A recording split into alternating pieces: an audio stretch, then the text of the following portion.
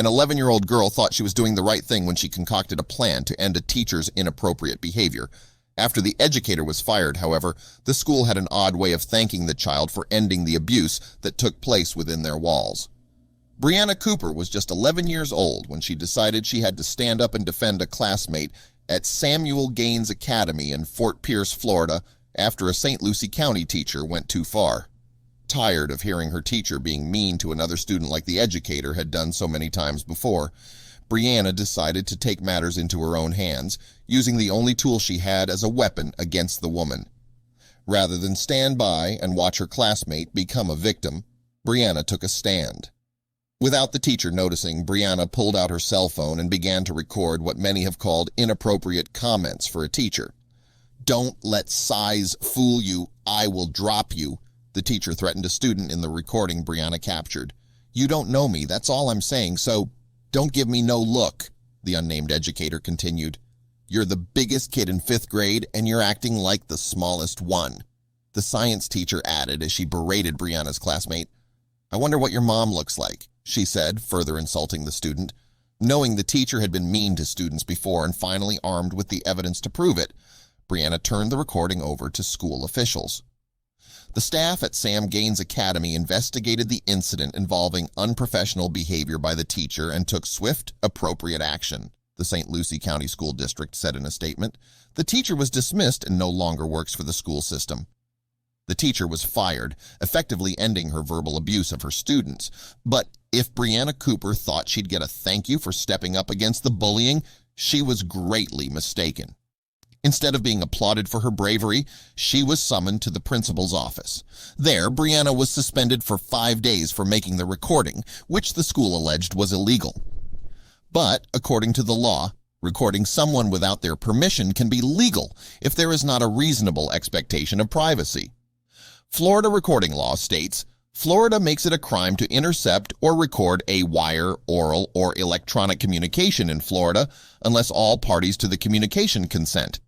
Florida law makes an exception for in-person communications when the parties do not have a reasonable expectation of privacy in the conversation, such as when they are engaged in conversation in a public place where they might reasonably be overheard. If you're operating in Florida, you may record these kinds of in-person conversations without breaking the law.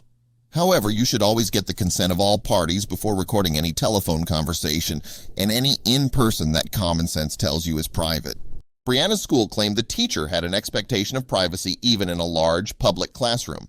But Brianna's mother, Cassie Faulkner, argues that even if that's the case, the suspension sent the wrong message to students, discouraging them from trying to do something when they see something wrong. "I thought I did the right thing," a stunned Brianna said. "You think that they would actually believe a student over a teacher?" she added, explaining why she decided to record the incident. Her mom was shocked too, and said Brianna was simply trying to put an end to something she felt was wrong. Brianna's mother fought the suspension, which was later reportedly overturned. Sadly, this case isn't the only one of its kind, which raises some serious concerns. In a similar scenario involving the recording of abusive school staff, the Berkeley County Board of Education filed a lawsuit against a West Virginia mother. After Amber Pack's daughter, Audrey, came home from school with bruises, the concerned mother hid a recording device in the child's hair. It captured staff verbal abusing students in a special education classroom at Berkeley Heights Elementary in Martinsburg. Rather than receiving praise from the school for keeping students safe, like Brianna, Amber was accused of breaking the law.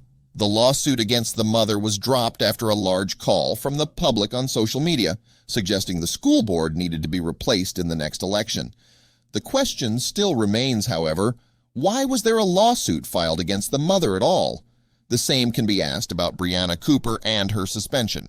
In both cases, the recordings were obtained in hopes of protecting a child. But, according to the privacy and consent laws that vary by state, the legality of such actions often fall on whether there is a reasonable expectation of privacy. This has made the use of cameras and other recording devices to monitor the care and treatment of vulnerable citizens a hotly debated topic.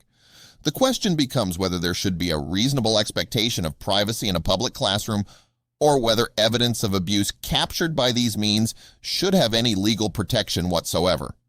What is certain is that it's reasonable that parents would want to know how their child is being treated in the classroom while away from their care and protection. It's also reasonable to want evidence of abuse if it's taking place. So, it certainly seems unfair to punish those who catch teachers abusing their position of power. It also seems detrimental and counterproductive, as Brianna Cooper's mother pointed out, and one can only wonder whether the schools are concerned with privacy or a lawsuit that could result from what could be captured on camera. We'll let you decide what you think.